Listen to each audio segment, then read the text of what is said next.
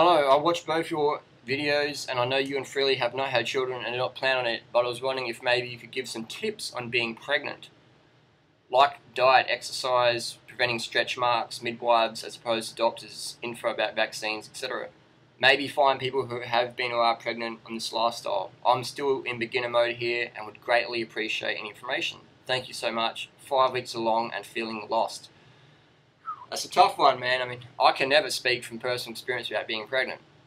However, I can share the stories and tales and pros and cons of my friends who have been in your situation.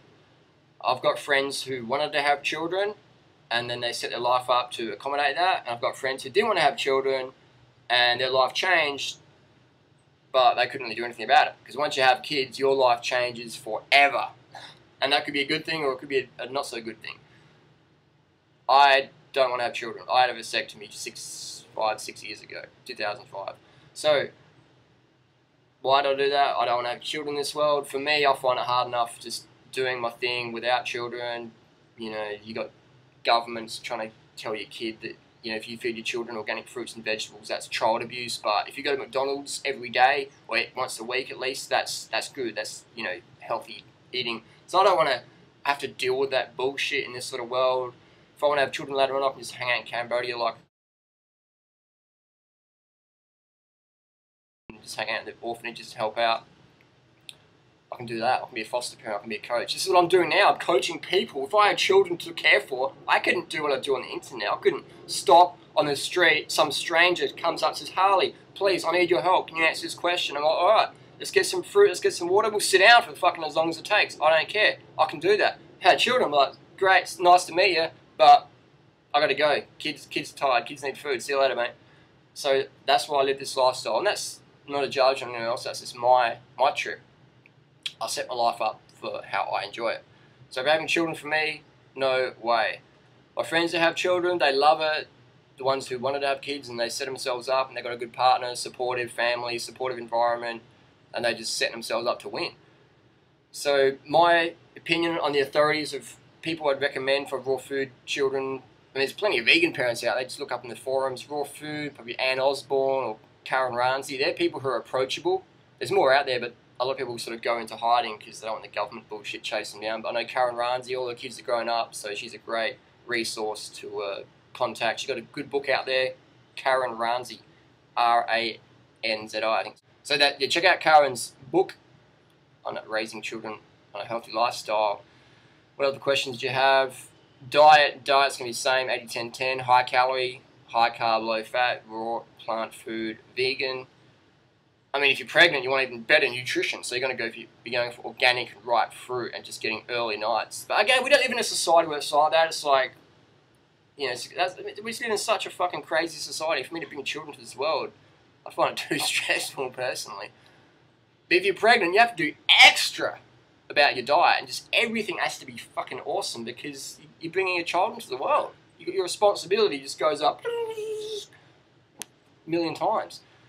Exercise, you want to be training smarter versus harder. You don't want to be going crazy, just walking and just, you know, look up other exercise tips for pregnant women on the internet. Nothing crazy, nothing that's going to dehydrate you or really smash you out. Preventing stretch marks. Can you prevent stretch marks? I think there's sort of a natural reaction to the skin when the body's going in and out at such an extreme rate when we're pregnant. I don't think you can prevent stretch marks. I could be wrong there, but I'm pretty sure you can't. And that could be a genetic thing as well in terms of skin, different types of skin. Midwives as opposed to doctors, you want to have a plan B or a plan C, even a plan F, because when you're going into hospital or if you're doing a home birth and something goes wrong, you want to have a backup plan to follow versus about to pop and you're in the ambulance and like, well, we're going to give you a C-section now. And that can be cool. It could be, you know, save your life, the baby's life, I don't know. But you want to have plans, backup plans in case something goes wrong. Because having a child is sort of important. You want to have a plan there. Info about vaccines, well, there's plenty of information on the internet about vaccines. Myself, my opinion, vaccines, no way. Mercury, thiamersil, all sorts of nasties in the vaccines. I would never inject something so toxic into a body. And that'd be about the best information I could give you. It's probably not too much, but yeah, check out Karen Razi's book. She can speak from experience. All the children have grown up now, pros and cons, things she would have done differently. I definitely would keep it on the lowdown, unless you want the government knocking on your door and go, wow, your children hasn't been to McDonald's lately. We've checked the surveillance system, the CCTV, and your child's got a McDonald's deficiency. Well, that's really illegal, so we're going to have to do something about that. So I'd keep it on the lowdown. I wouldn't tell friends, I wouldn't tell family, because a lot of people just got this little ego trip where they're like, well, fuck, you're raising your child healthier than my child. And I disagree with that, so I'm going to bring up child welfare services and dob you in, even though that's not the direct line of speech, that's what they're thinking. So you get a little ego with other parents, you know, competition, like, oh, your kid's eating better than my kid, that's fucking, I don't like that. It makes me look inferior, because I really am, because I don't give a fuck about my kid. I'm just going to feed him any shit that's cheap. So I'd keep it on the lowdown. Definitely lowdown. I wouldn't tell anybody. That's why a lot of people who get pregnant on raw food and they got profile behind them, they go lowdown. They chill out because all their eyes are on them. It's like, hang on, oh, your kid's got a scratch, or oh my god, that's because they're like not eating McDonald's, or they're not eating dog food. Oh, you're not feeding your kid cat food anymore. Wow, that's why it looks a bit weird. Crazy stuff, hey?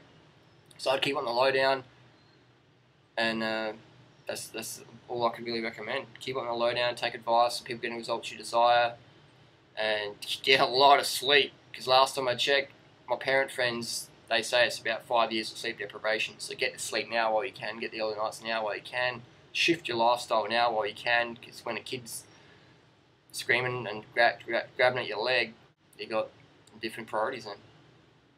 That's about it.